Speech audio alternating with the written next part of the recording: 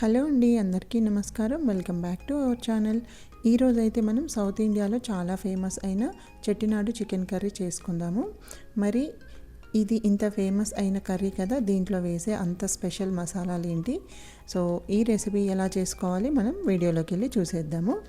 ముందుగా అయితే మనం దీంట్లోకి మసాలా ప్రిపేర్ చేసుకుందాము. దీనికోసం అయితే ఒక 5-6 కాశ్మీరీ రెడ్ చిల్లీస్, 3-4 లవంగాలు, ఒక 3-4 యాలక్కాయలు, ఒక అనాస పువ్వు, 2 ఇంచులు దాల్చిన చెక్క, కొద్దిగా నల్లరాతి పువ్వు, అలాగే ఒక 2 టేబుల్ స్పూన్లు ధనియాలు, 1 టేబుల్ స్పూన్ జీలకర్ర, 1 టేబుల్ స్పూన్ సోంపు, 1/2 టేబుల్ స్పూన్ మిరియాలు, అలాగే కొద్దిగా ఎండు కొబ్బరి. ఇప్పుడు వీటిని స్టవ్ మీద ఒక ప్యాన్ పెట్టుకొని వేడెక్కాక ఇవన్నీ వేసేసి లో టు మీడియం ఫ్లేమ్లో చక్కగా వేయించుకోవాలి. మంచి సువాసన వచ్చేంత వరకు వేయించుకోవాలి. ఇలా ఇవన్నీ వేగాక వీటిని ఒక ప్లేట్లోకి తీసి పక్కన పెట్టుకొని చల్లారనివ్వాలి. ఇవి కంప్లీట్గా చల్లారాక మిక్సీ జార్లో వేసుకొని పొడి చేసి పక్కన పెట్టుకోవాలి.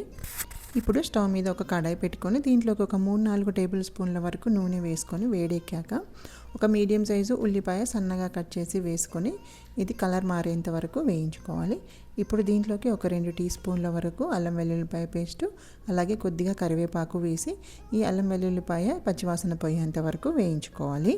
ఇప్పుడు దీంట్లోకి ఒక మీడియం సైజు టమాటోని ఇలా మిక్సీ పట్టి ప్యూరీ లాగైనా వేసుకోవచ్చు, లేదంటే చిన్న చిన్న ముక్కలుగా కట్ చేసి అయినా వేసుకొని ఈ టమాటో అనేది ముక్కలుగా కట్ చేస్తే టమాటో మెత్తపడేంత వరకు ఉడికించుకోవాలి, లేదా ఇలాగా ఆయిల్ అంతా పైకి తేలేంత వరకు ఉడికించుకోవాలి. ఇప్పుడు దీంట్లోకి 1/2 టీ స్పూన్ పసుపు, 1 టీ స్పూన్ కారము, 1 టీ స్పూను ఉప్పు కూడా వేసుకోవాలి. ఉప్పు మీ రుచికి సరిపడా అటు ఇటు అడ్జస్ట్ చేసుకోవచ్చు.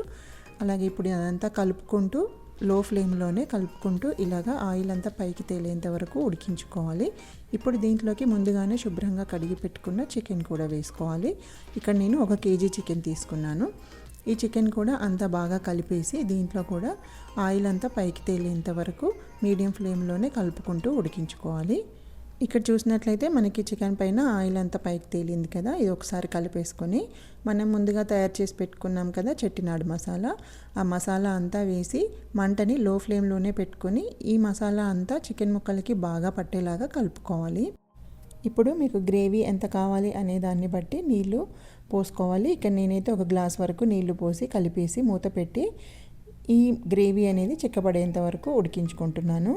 మీకు గ్రేవీ ఇంకా లిక్విడ్గా కావాలంటే ఇంకా కొంచెం ఎక్కువ నీళ్లు పోసుకుంటే సరిపోతుంది. సో ఇక్కడ ఒకసారి ఇది టేస్ట్ చూసుకొని ఉప్పు కావాలి అంటే ఉప్పు కొంచెం అడ్జస్ట్ చేసుకొని అంతా బాగా కలిపేసి చివరిలో కొత్తిమీర ఆకు వేసుకొని కలుపుకున్నామంటే మనకి చెట్టినాడు చికెన్ అనేది రెడీ అయిపోతుంది. ఇది గ్రేవీ కర్రీ కోసము.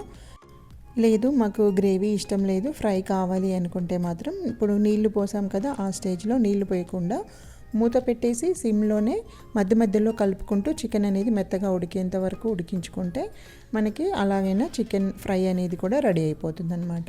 ఇప్పుడైతే చివరిలో కొత్తిమీర ఆకు వేసుకున్నామంటే మనకి చెట్టినాడు చికెన్ కర్రీ అయితే రెడీ అయిపోతుంది. సో ఇది ప్రాసెస్. దీంట్లో వేసిన మసాలాలు ఉన్నాయి కదా, మనం సోంపు కానీ మిరియాలు కానీ ఇవన్నీ మనకి చక్కగా బ్యాలెన్స్ చేస్తాయన్నమాట టేస్ట్ని. ఒకసారి మీరు కూడా ట్రై చేసి ఎలా వచ్చిందో కమెంట్ సెక్షన్లో కమెంట్ చేయండి.